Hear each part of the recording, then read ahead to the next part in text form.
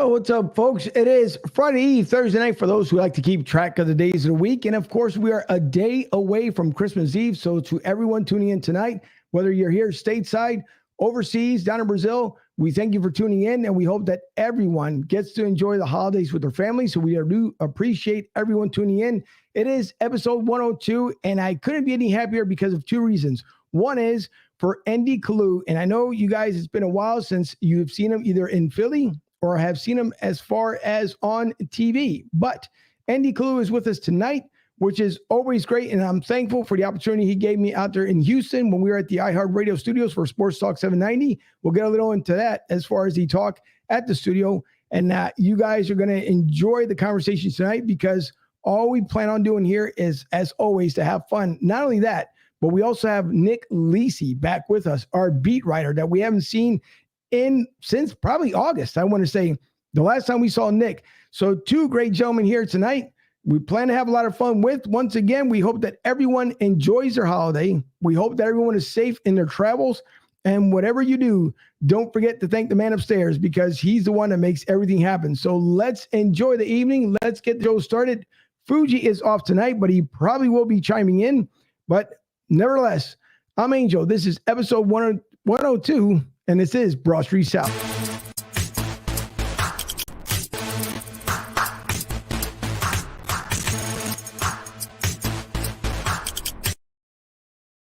Now, just in case our young Nic Lisi has forgotten, we don't forget his intro. So here is Nic Lisi.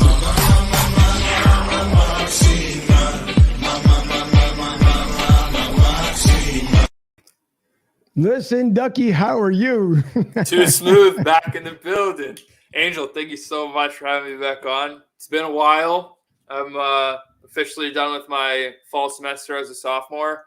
It's kind of crazy. Next semester, I'll be halfway through. So super excited to be back on. Super excited to talk to ND, talk about a little football, talk about his career a little bit, and just super excited to get started.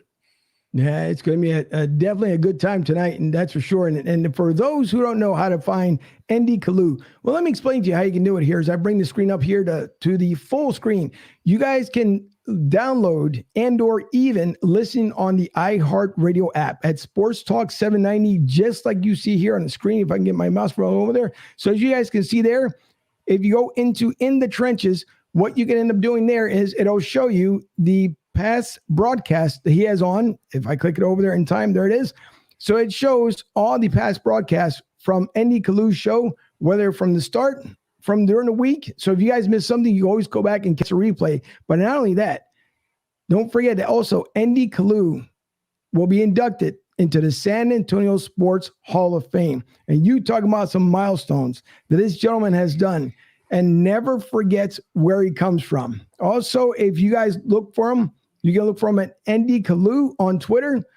The gentleman is always cordial every time I see him. And with that being said, let me go back to my other screen here. Where's my mouse going? Oh, here it comes. So here is ND Kalu. ND, how are you this evening? Man, I'm pumped up. Anytime I get to do anything involving Philadelphia, I'm excited. So let's rock. Let's do it. Broad Street South in the house. I'm ready to have some fun.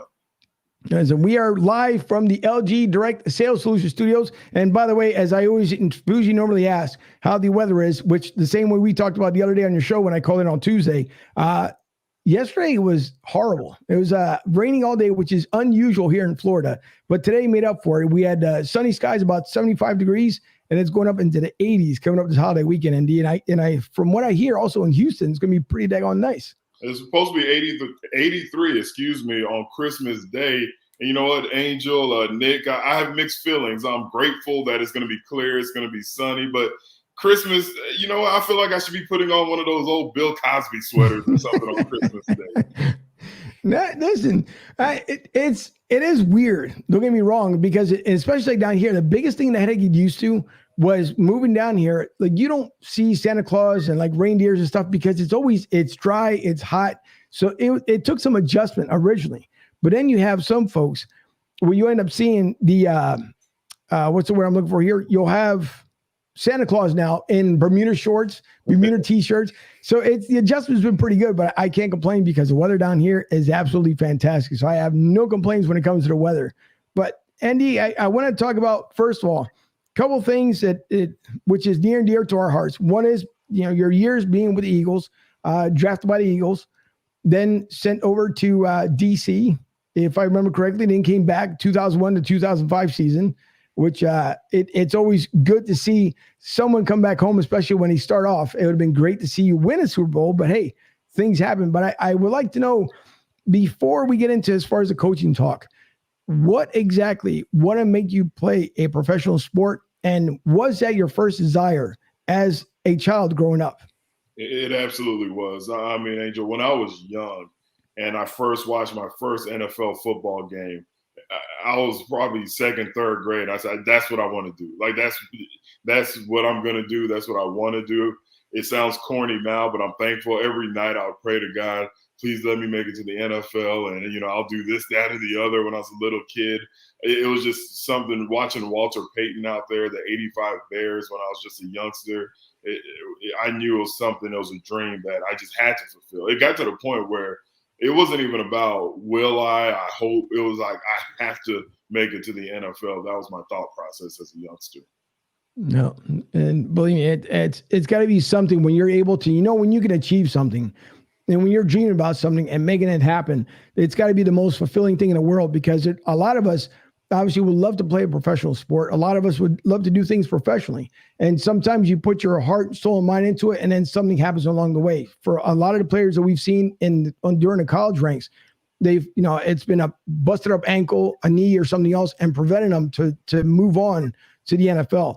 And you feel bad as well, because the only tough part is, if you know that you would have been able to make it in the NFL, and due to that injury, for me personally, because I can naturally see I'm not an athlete, but it's got to be the toughest thing in the world to not be able to make it, knowing that you were so close and that was what your dream was made of. So thank God you were able to make it. Thank God for years you played. I'm pretty sure ending your career with the Texans had to be something, as they were just coming onto the scene. And I know we see it, we hear it all over the place. We see what's going on with the Texans. But I think come next year, as things start to get ironed out there in Houston, I think it'll be a just much turnaround year, because not every year, as we've seen with many, many teams, they're going to continue that success, that pace, that, everything that we've seen them do before. With Bill O'Brien, we know that he started changing the culture out there in Houston. Obviously, he's moved on. And now it's just almost like the Eagles. There's a bit of disarray because everyone's trying to make sense of something that it's hard to make sense of. Just like in Philly, where you have Nick Sirianni, brand new coaching staff, brand new head coach, and it's tough for the Philly faithful to just take that all in and understand that it's their first year. You are just not going to win a Super Bowl. You may not even make the playoffs the first year. So being in Houston and watching what the Texans are doing, we know the fans, as was discussed on the Tuesday show, as far as the GM being in the ear, that a lot of people got caught by surprise. When the plays are going, when the game's going, you got the GM here in Philadelphia with Harry Roseman, same exact way, that he's just constantly in someone's ear, leading all the way up to the game time. And to me, and I know your callers had discussed about, is it too much? Is it too little? Do you want the GM to be in your ear? My thing is that the general manager, sure, it's his responsibility for obviously a good draft, to make sure he puts a good office together, meaning your assistants, your coaches, your players. Do I think it's a bit much for someone to be in someone's ear during the game? That to me is a little extreme. So I'd like to know your take. And I know you talked about it the other day, but I'd like to know your take. Is it too much for a GM to be too much in your ear? I believe so. So for the story here in Houston, it came out that Nick Caserio, the general manager of the Texans, he would be on a headset during the actual game talking to the head coach. Look, they run the team. Whatever they want to do, they have the right to do it. But as a player, it just seems odd that was the hierarchy, and the hierarchy of the general manager being on the headset with the coach. My thought is, if you really have faith in the person you hired to be a head coach, you don't need to talk to him during a football game. But I also threw out there, Angel, because I don't ever want to be that guy, back when I played, this is how we did it. Well, back when I played, when it was Joe Banner, Tom Modrak, we didn't really see them. We didn't see them. We knew they were over there making sure the roster was where it needed to be. And when we did see them, we were like, uh-oh, somebody's ass getting cut. Like, what's going on? But it wasn't a situation where, like you see in Houston, where the general manager is running gassers with the team and is out there, trying to be a coach, a player, a general manager. If it works, that's fine. But it just seemed very odd to me when you talk about division of labor, that a general manager is being involved in play calling during a game. All right. Now, I will say again, going back to you coming up now, as we talk a little Houston, little Eagles here as well, coming up, and then you have the ability now to be drafted through the NFL. Now that you're done with the NFL, what was the ultimate call from which team out of the 32, which being, I guess, 31 at the time, or even 30 before? No, because the Texans were around. So out of the 32 teams, which team did you primarily want to hear from first? Well, growing up in San Antonio, Dallas, so look, I can't say that when I'm in Philly, I'll get killed. But growing up, if I'm going to be truthful, growing up either Dallas or Houston. But when I was drafted, Houston was on their way out to Tennessee, so you didn't really know how that situation was going to unfold. So, but look, I know it's the political answer, it's the diplomatic answer.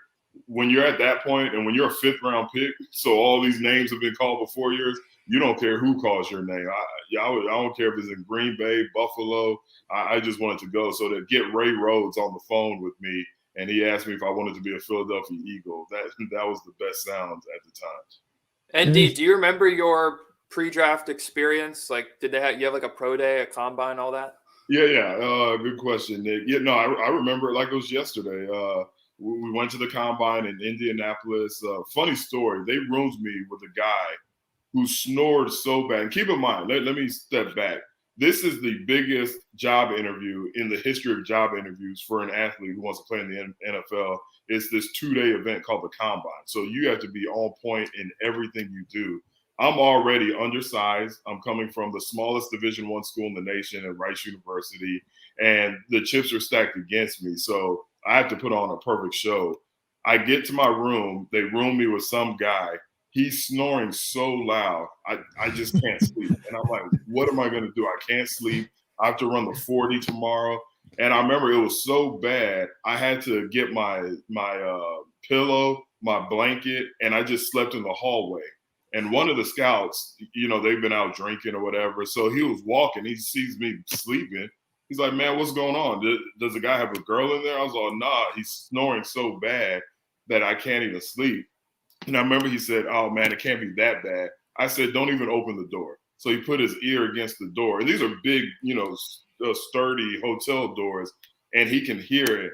And he's like, this sucks. We got to find something for you to, So God bless him. He went downstairs, found me a room. But by that time, it was already 3 a.m. So he got me another room. So I was just scared, nervous, because I didn't get a full night's of rest. And I knew that I was going to have to be at my best. Now, the big thing, one is, I mean, like I said, I couldn't imagine just waiting for a phone call from the draft. You don't want to speak to Ray Rhodes, and God bless him, man, because again, he tried everything he could with the Eagles. But when you met Ray Rhodes for the first time, what was the experience like as being just obviously coming from the college ranks, going to the NFL, and now you're speaking to your first professional head coach? What was the experience like with Ray Rhodes? It let me know that I was in the big leagues, coming again from Rice. Now, don't get it wrong. Don't get me wrong. When I was at Rice, we were in the Southwest Conference. We played Texas A&M, University of Texas. We played some big-time football. Coach Ken Hatfield, very conservative, religious, reserved, great man, was my coach. Then when I go and see Ray Rhodes, again, another great man, but I don't think he could say 2 words without cursing. So I just wasn't used to that. And I was like, wow, okay, this is big. You could actually say that word to your players. So it let me know that Ray Rhodes knew he was talking to men, treated them like men, and he spoke to them however he felt necessary. But just the whole experience, not just Ray Rhodes. Emmett Thomas, Hall of Famer Emmett Thomas was our defensive coordinator. And then growing up in San Antonio, the Detmers, they're living legends. So to see Ty Detmer as the quarterback, Ricky Waters was the running back when I was a rookie, and I remember watching him on television. So it was just an awesome introduction to the NFL, just seeing guys that I grew up watching and knowing that these are my teammates now. Yeah. You have, Nick, give me 1 second here. Dave Wallencheck says, Andy, what's on your music playlist? Is it the Eagles? And I think as he's referring to is obviously the band, not the actual team. What he said, what's on my playlist? Yeah, he said, what's on your music playlist? Well, it's not the Eagles. So, yeah, I don't know if I misheard him. Now, I mean, I'm old and boring, so it's a little more jazz because I have to play things in my office for my brokerage that I own that won't offend anybody. So, you know, I can't play Rick Ross and 21 Savage. So it's a lot of jazz and Anita Baker. But young Nick, I'm sure you can appreciate this. I'll get turned up when I work out and listen to some of these youngsters like 21 Savage, but that's only on my workout playlist. But for the most part, it's old R&B and jazz. Bumping a little 21, I can respect that. I think the funny part is when listening to obviously the show, and for everyone, by the way, who's tuning in tonight. First of all, we have ND Kalu from In the Trenches, and you guys can find him on Sports Talk 790 AM, obviously on the iHeartRadio app. So if you guys have the iHeartRadio, look for him on In the Trenches, Sports Talk 790 from 10 to 12 Central Standard Time. So if you guys ever watch when I put CST, it's for Central Standard Time. So for the East Coast, it would be from 11 to 1. The great thing was when I went up there during the Thanksgiving break, and I was surprised by coming in the studio with you and Big Sarge, sitting back behind before I went in to speak with you guys. I think the greatest thing was when you said about, which is Harry Styles, and you called him Harry Skittles, trying to figure out what his name was. And I almost ended up losing it just from listening to that. But it was, it's funny because even today, I think you guys were talking about, like, every day you guys bring up different music, and I heard the ones you guys were bringing up today. And it's just funny where some people can hear certain songs and some people don't. And so it's new, but it's great to hear your take when either if Jacob's doing something in there or Big Sarge told him to throw something in there or Chris Gordy. It's always fun to hear you guys always talk about the different music genres and then how everything kind of applies to the show. But this week, by the way, between this week and last week, I've been fortunate because usually, as I told you when we were up in the studio, normally when I'm training somebody, it's kind of hard to listen to the show. But the last 2 weeks have been completely on point. It flies. I mean, that's why I always say on Twitter, it is the fastest 2-hour sports show that you can hear on the radio. No, and I appreciate that. We just have a good time. And I've been doing this thing for about 10 years now. And every time we get to the 1 hour point, I'm always blown away. Like, oh, wow, we've already, gone through an hour. But that Harry Styles, I believe, is it One Direction? Yeah, it was with One Direction before. Hey, he's good. I need to add him to my – I can't lie. A lot of guys don't want to admit to liking somebody from a boy band, but that young brother can sing, so I like me some Harry Styles now. He is good. Nick? That's hilarious. ND, we were talking a little bit. You said you came in. It was, talking to Ray Rhodes and all that. What was the biggest difference preparation-wise from going from college to the NFL for you? The amount of time that you're allotted to actually prepare when you're in college, you're at Clemson. I'm sure you know what goes on with the football program. You have practice, but then you have to go study. Then you have to take tests. You have to write papers. So within a 8-hour workday, half of it's going to be dedicated to football, the other half to your academics.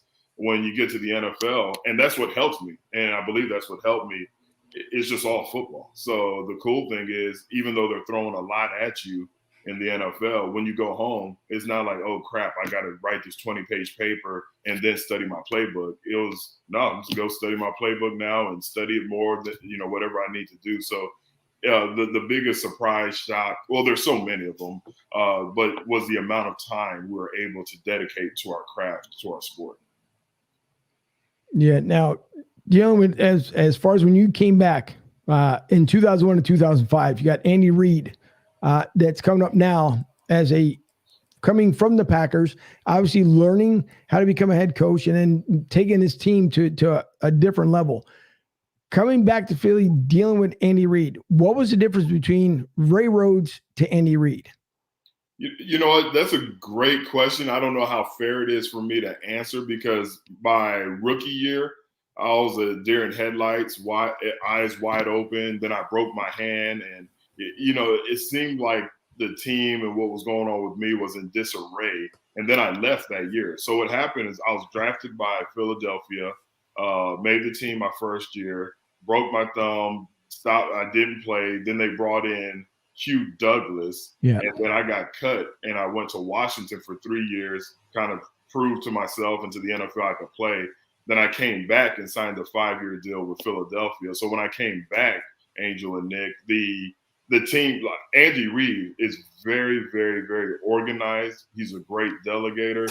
If I was a billionaire, regardless of what industry I was in, I would hire him to run the company, even if he didn't know anything about it. Because 1, he'll learn about it. 2, he'll delegate.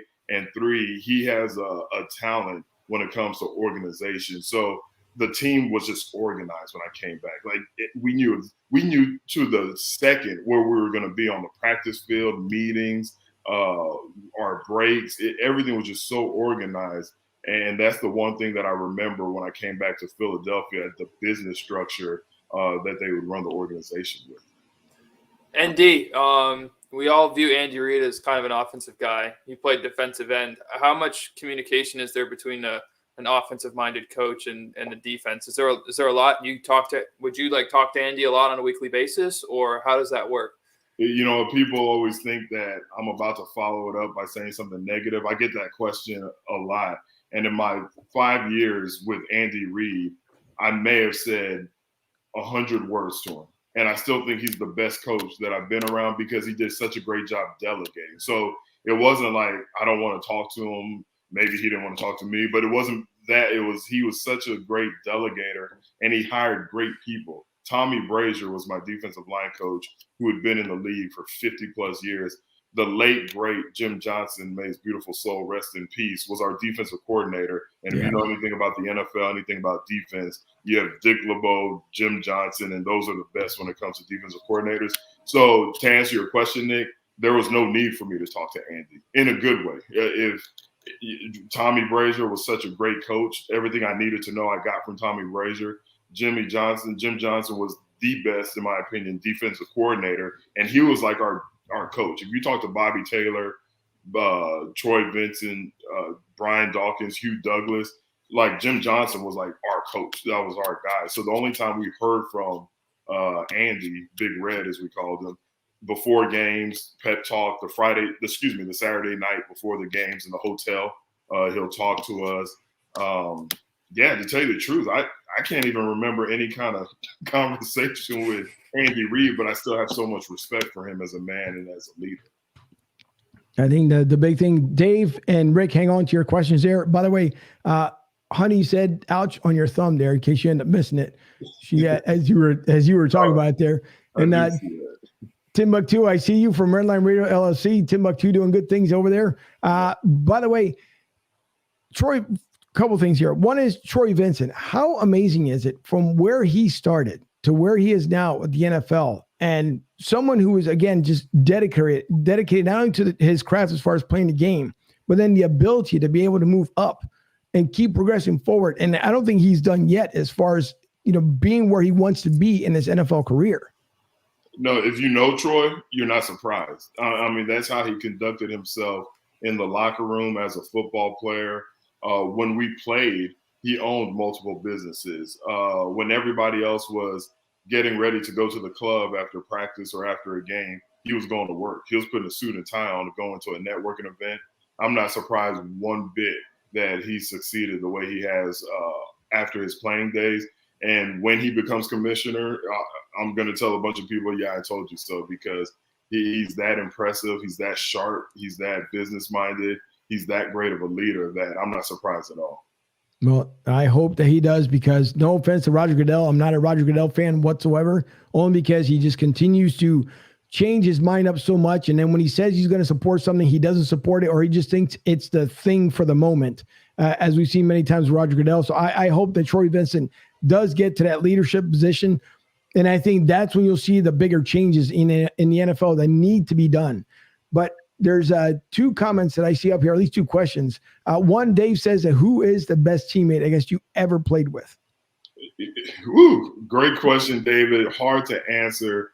But for me personally, Derek Burgess, defensive end, pass rusher, balled out with the Eagles, went to the Raiders. But he was also like my best friend on the team. But it sounds corny now, and I don't know if you'll get the essence of it, but back when I played, training camp was hard. Like it's not like what it was now. We would go to Lehigh University. We'll be there for a legit 6 weeks, sleeping on some little cot.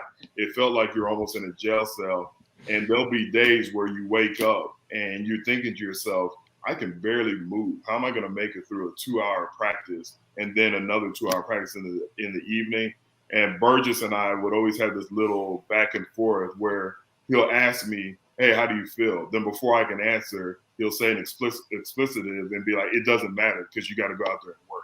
And like, for whatever reason, that would just kind of, get me like, okay, he's right. I got to go do it. Like it was a way of him saying, don't feel sorry for yourself. And I'll ask him, hey, how do you feel? It doesn't matter. We got to go finish this practice. So that was the best teammate that I ever had. And he carried me through some hard times there. I will use your line here for a second before I get to Rick's question, as the one thing I do enjoy when you say on your show, in case you guys have tuned in, welcome back, as you love to say on your show there.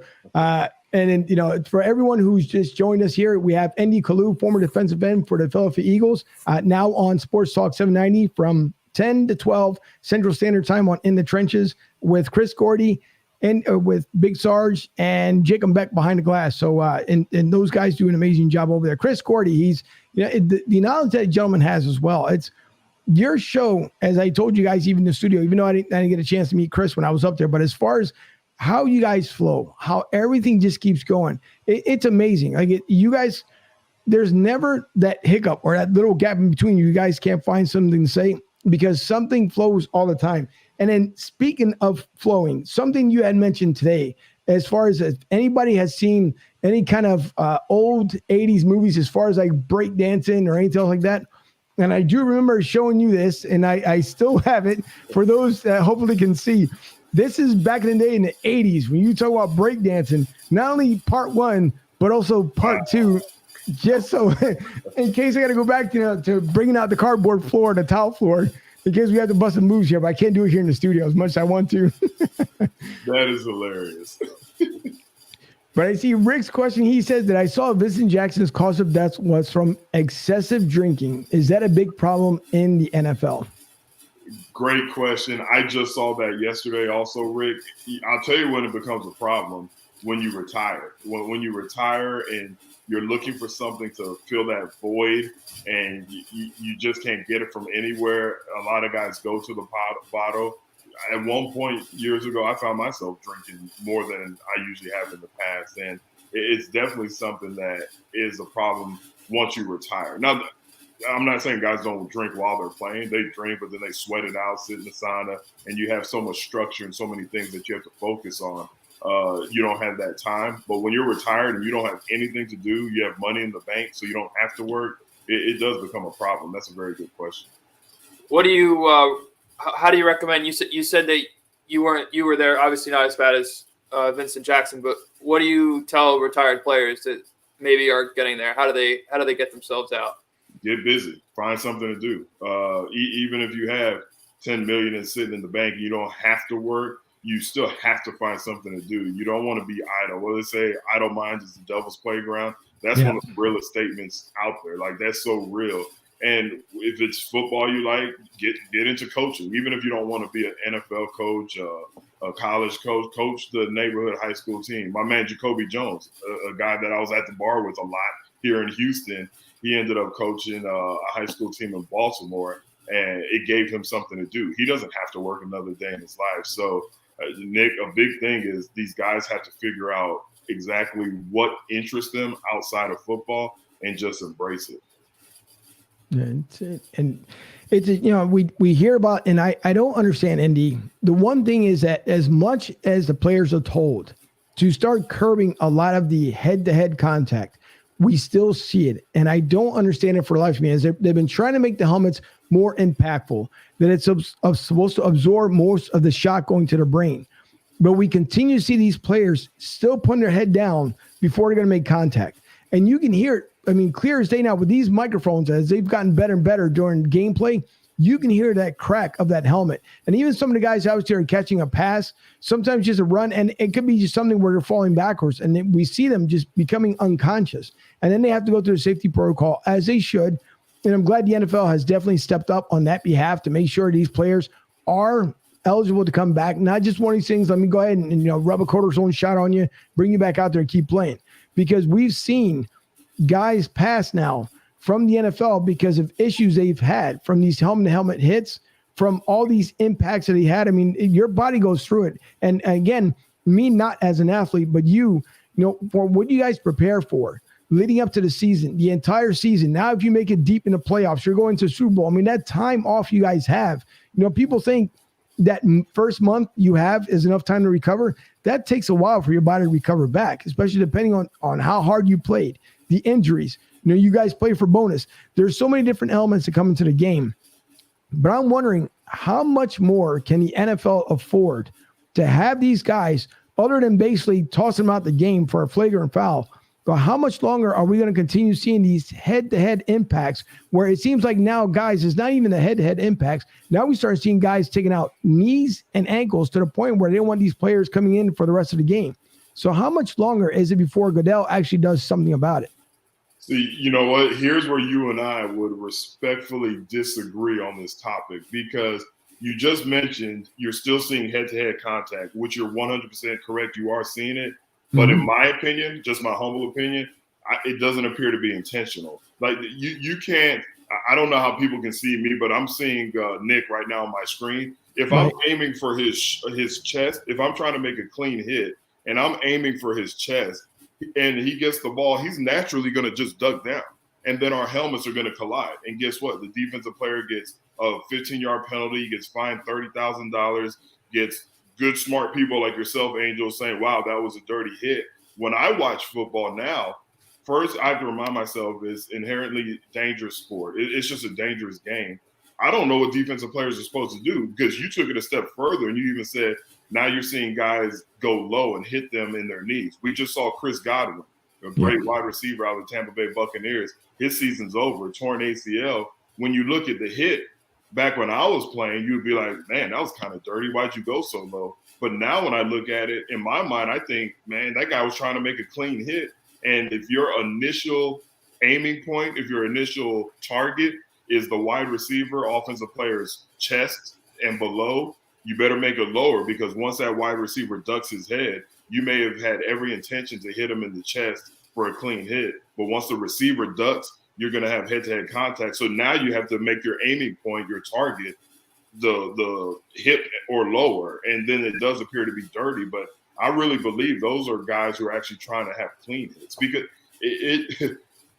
I'll get off my soapbox, but when I watch college football, oh, man, when I see what I consider to be a good defensive play and a defensive player, a 19-year-old guy get kicked out of the game like he's some thug criminal, that bothers me to no end. Like, yes, I applaud the NFL for trying to make the game safer, but we also have to understand it's a very, very dangerous game. ND, do you have any hits you remember where you were like, wow, I really just got him, like, really good? Like any like individual tackle or hit or anything like that like stuck out to you more than the rest? Oh, quite a few. And the best hits when I got hit are the ones I don't remember, because it knocked me a little bit unconscious.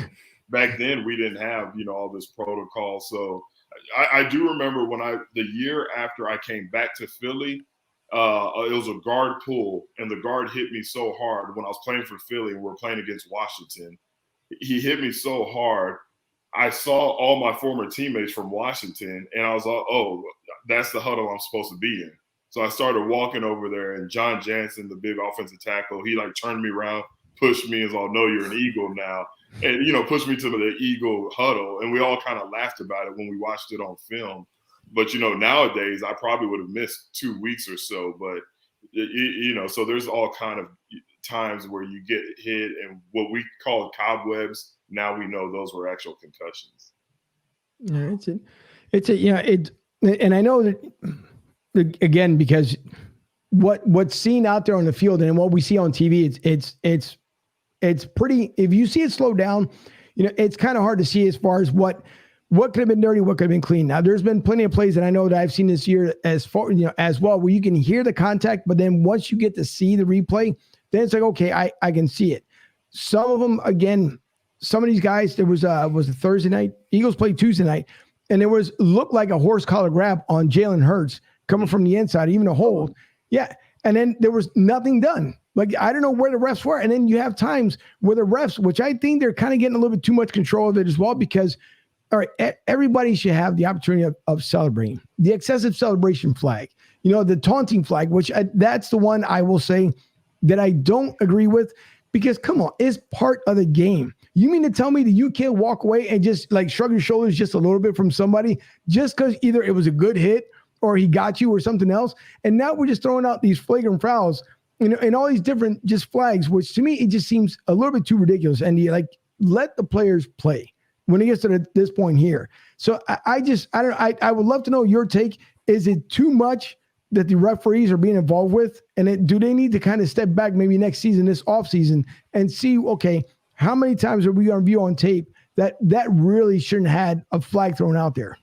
Oh, 100%. And here's the thing. I don't blame the refs. They're doing what they're told. They're doing what their supervisors are instructing them to do.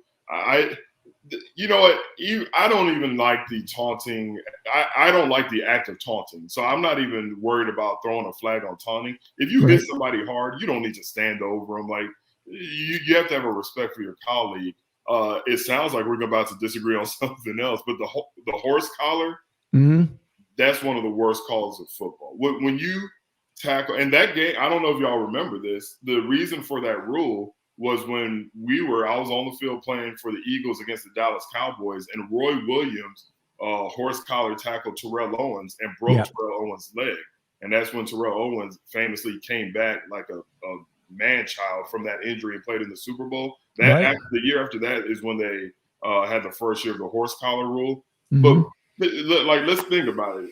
When you talk about horse collar, when you are chasing somebody from behind and you reach and all you can grab is the back of his shoulder pads, that's literally the last thing you can do. So when we start throwing penalties for horse collar, to me, indirectly, you're saying don't try to make that play.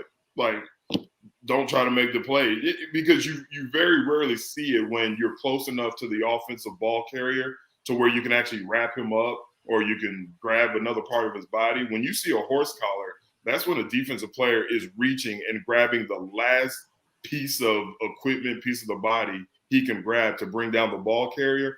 And again, one guy broke his leg. Like, this is football. Like, it happens. And to say that you're supposed to give up on a play when you get to that position, to me, it sends a bad message to football players. So, yes, I think the rules should change. I don't blame the refs, because somebody's telling the ref, you better call this, or you're going to get an X and you're not going to have enough check marks to ref in the playoff game. But I get what the NFL wants the people to think that they're trying to do. Right. What do you think about defenses? I mean, you got roughing the passer. You have all these holdings, right? A holding on the defense is much more costly than a holding on the offense. Stuff like that. Like, what do you think about the NFL, like, basically saying, hey, defense, like, we're going to make your lives as hard as possible because our fans want to see points on the board. Our fans don't want to see good hand technique, or they don't want to see a guy doing great in coverage. What are your thoughts on the NFL basically saying, hey, defense, like, we don't care. We want points? Just what you said. I mean, it's obvious they don't care.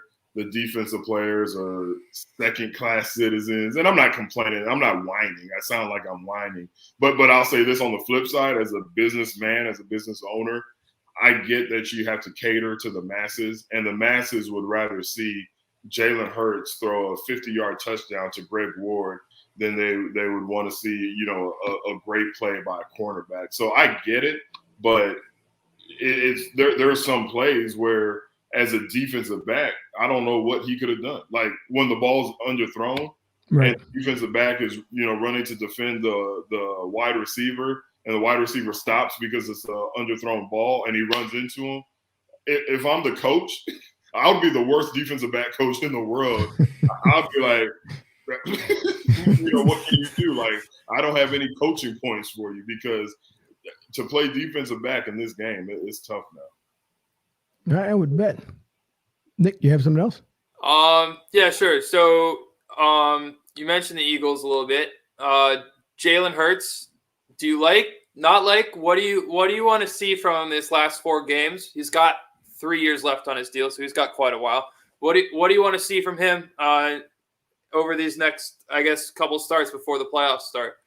You know, that's a good quote. We even, with our show being in Houston, we don't get to talk too much about Philadelphia, but we spent a whole segment on this, Nick, with Jalen Hurts. The thought now for me with what I saw in this past game, man, you could build around him. You know, you have 3 first-round picks. I wouldn't try to get too cute and start packaging deals. If it was me, I would say, hey, Jalen Hurts appears to be like the type of individual who's going to continue to get better, who's going to put the work in. I know he's not great with the downfield passes. I think his completion percentage for downfield passes is like 30% or less. So it has to get better. And I could be wrong, but he just seems like he's somebody that will do what he has to do to improve. So if you have that type of talent who's giving you 700+ yards rushing and another 2,700 yards passing and 10 rushing touchdowns on top of what he's thrown, man, I think you could build around him. It's not going to look like an Aaron Rodgers. It's not going to look like a Tom Brady, but it's going to look productive when it's all said and done. I would be excited about building around Jalen Hurts if I was running the Eagles organization. And D, I think Angel and I would agree with you. I've gotten the ability to watch a bit of Jalen Hurts, and he just seems like a leader amongst men. And I think as a quarterback, normally the best quarterbacks are the ones who are the leaders in the room, the guys who can kind of stand up a little bit more. So 100% agree with you there. But yeah, I don't really have much else to say on Jalen Hurts. I guess I like to see him complete more passes in general, not just downfield. I think he's like at around 62%. And the game today, not as aggressive as it once was. You'd like to see him in the 65, 66 range. But I think for now, where he's at, I think you kind of take that. Let me ask you this, Nick. As an Eagles fan, and I'm coming from the Houston point of view now, if I offered you Deshaun Watson for Jalen Hurts and 2 of your 3 first-round picks, would you make that trade? Well, so I'm not an Eagles fan actually. Oh, I met Angel in Tampa, and that's how I've kind of gotten into the whole Eagles thing. Got you. I love Deshaun Watson as a Clemson guy, but just his legal issues, I don't want to deal with it. To be honest, I'm like, yeah, like he might be better, more talented, but the legal issues, you're like, so. Personally, I'd say no. And we don't know what Deshaun Watson is right now, to be fair. We really don't know. We haven't seen him play in a year. You know, he's probably a little bit skinnier than he would be. It'd probably take him a little bit to get back into football shape. I mean, we're seeing it with Ezekiel. We saw it with Ezekiel Elliott for a while, right? He held out, and it's kind of he kind of has never been the same since. So that's true. And the great thing is, and Nick, I'm glad you got the same question because I got it when I was on air, and I said it back then. I'll still say it now. There's no reason for us to get rid of Jalen Hurts. I don't believe there's so much potential with him. And the same way as we talked about ND Kalu on air, that you have. First of all, let me remind everybody: a first-year head coach, first-year quarterbacks coach, first-year linemen's coach. All these are first-year coaches with his organization. So Jalen Hurts hasn't gotten the opportunity, and even the line that he needs in front of him, to see what his full potential is. And I know you'll hear it on the Philly market. I know you'll hear it sometimes in other media outlets that they feel like it's almost like a give-up point. Like people don't believe he should be the quarterback of the future here for the Eagles. And there'll probably be comments that are coming up on the screen here momentarily. But for me, there's no reason why you got to pull the plug on Jalen Hurts in his very first season. Wait to see what he does in year 2. Then you start talking about, okay, will he be the future? What does he need to work on? But if you bail on every single quarterback that we have, we saw what we went through with Carson Wentz. Now he's doing good things over there in Indy. Not saying he'll win a Super Bowl because they haven't gotten to that point yet, but the first step is for him to make the playoffs. So for me, Jalen Hurts should remain an Eagle until we see something otherwise. I think right now, as far as having the control of that locker room, and I don't mean that in like anywhere, like everybody's going to listen to me, meaning that he is accountable for all his actions. He takes personally what he did wrong in the game, whether it's right, wrong, or indifferent. He tries to make sure that he communicates with everybody. And everybody knows that anything you do in life, communication is the biggest key that you should have. So Jalen Hurts has a much bigger upside, I believe, than with Deshaun Watson. And Nick, just like you said, we haven't seen what Deshaun has done this season. But for me, there's no reason why to bail on this kid. That line that we have, the offensive line for the Philadelphia Eagles right now, is not any better. And nothing against Tampa Bay, the defending Super Bowl champions, because their front line is going through the same exact thing. So I think you get a better front line for Jalen Hurts. We're talking about a complete different quarterback. That's why he's become the leading rusher of the team, because what else are you going to do? It's either you're going to get nailed every single time by the defensive unit that's coming through, or you're going to have throwing the ball away 9 times out of 10. Now, does he hang on to the ball a little bit longer than he should? Yeah, I've made that argument beforehand as well throughout the season. But I think there's no reason why people just think, and I know Gardner Minshew came in, God forbid, I know it was against the New York Jets, nothing against the Jets, but you're playing against the Jets. That should have been a win. Just like on Tuesday night, should have been probably a bigger blowout against, DCU. By the way, ND, I don't like to call the Washington football team that. I call them DCU because to me, it's the District Columbia University out there in DC, so they can't figure out their names or what they want to do. But when it comes to DCU, that should have been a landslide, and it wasn't. So nothing is guaranteed on any given now Mondays, Tuesdays, Thursdays, Saturdays, and Sundays. But you got to play, and he's playing smart ball. It's just getting his feet acclimated. It's getting used to a system. It's getting used to new coaches. It will come around. I think everybody's just got to pump the brakes just a little bit. One thing, 2 comments here, one by Rick. He says that the best hit he had ever seen was Keith Byers taking out Pepper Johnson. Looked it up, incredible. And Keith Byers, that talk about name, from the past. And Sean, who brings tons of knowledge every single week, he says one of the best comebacks, the walk-off punt, the Eagles 38-31 against the Giants, December 19th, 2010.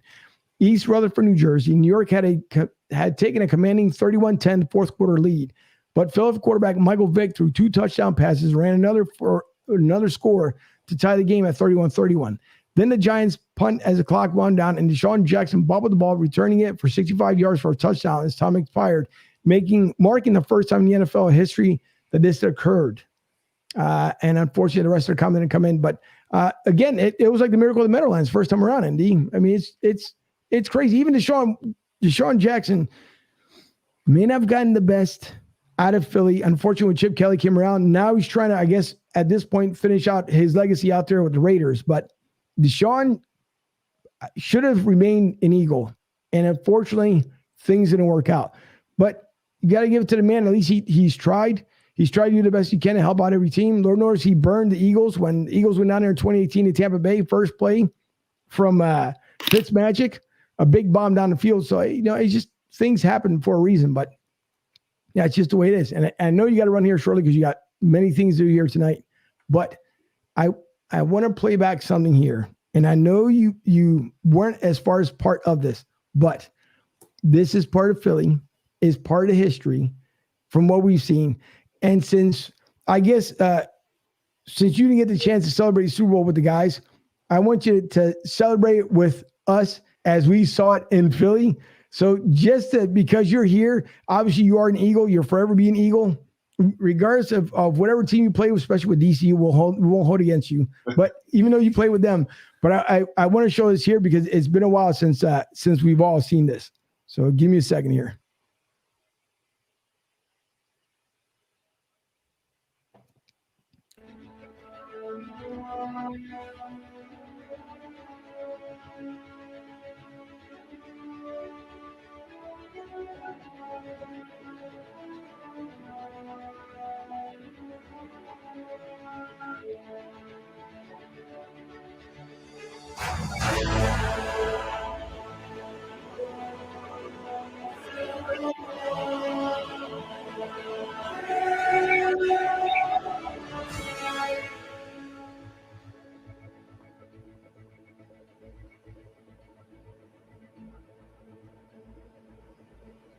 He steps up. He is going deep. And it is caught by Alshon Jeffrey for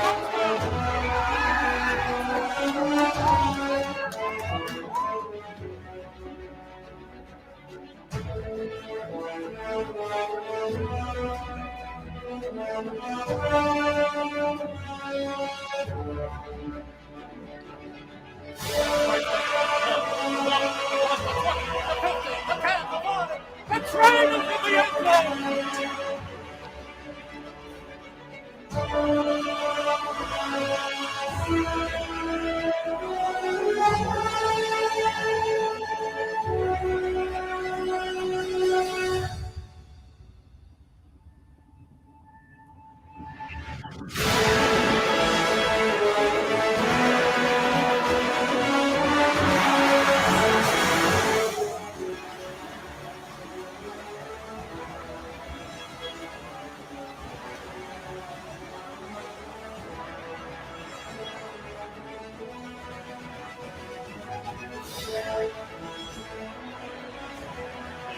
First down to the end zone. Caught. Touchdown. Hogan. Brady lost one for Ducky. Reaching for it. Touchdown. They look unstoppable right now.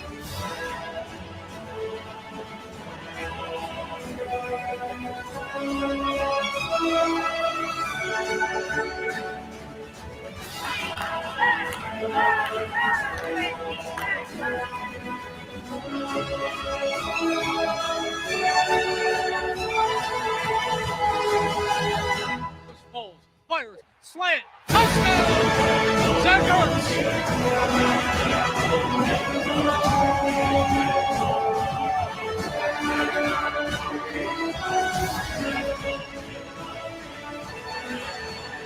Brady gets hit, the ball is out, and Philadelphia has it. Oh, there is that turnover we prayed for! Thank you, God.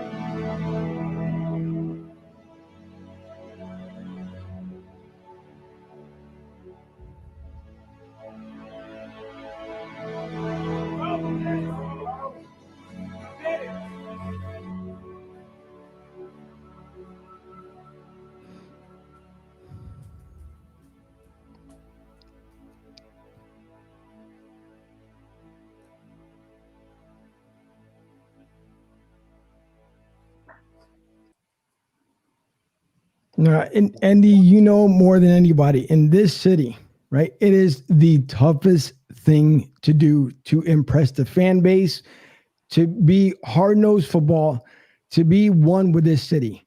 And I will say this much, and Christopher, thank you for the comments. Fly Eagles Fly, nice to meet a legend. Thank you for tuning in, Chris. We appreciate it.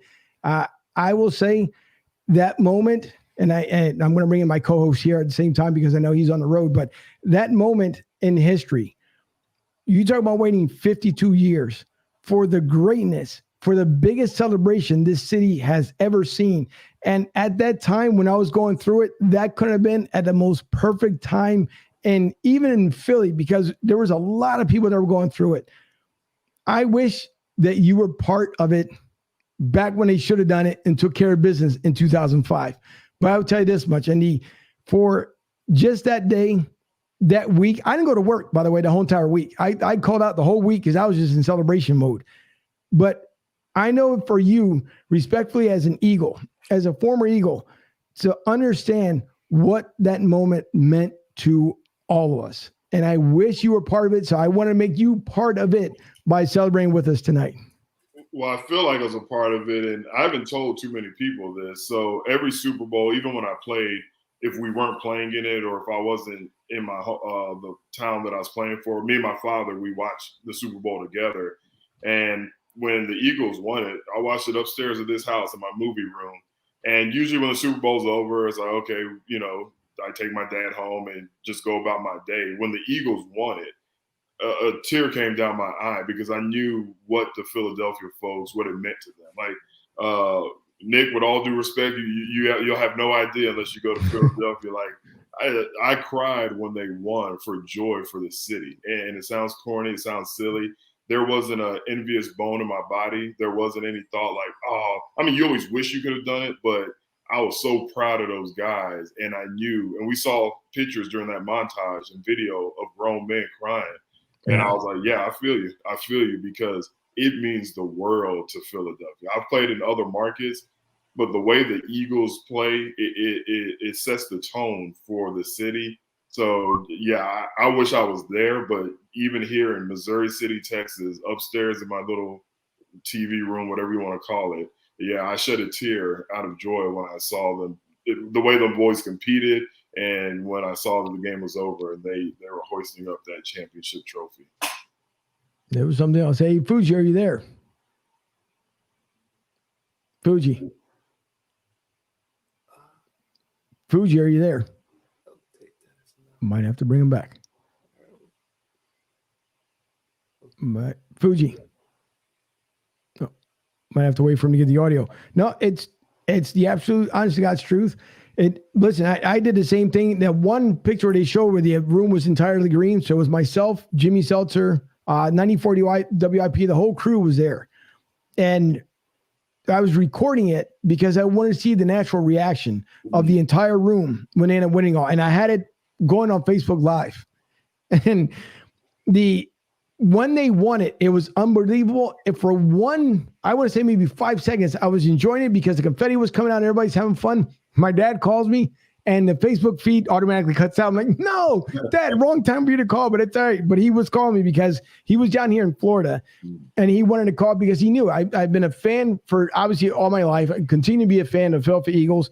Just because I'm down here in Tampa doesn't mean I show allegiance over there to the Bucs, even though they do good things. But I always be an Eagle. And it's just for anyone to understand, if you're new to this podcast, you're listening anywhere overseas, what you guys don't understand is in a city like Philadelphia, that's a blue collar town, you earn everything that's given to you over there in Philly. You're not handed anything. There's no silver spoons. There's no gold spoons.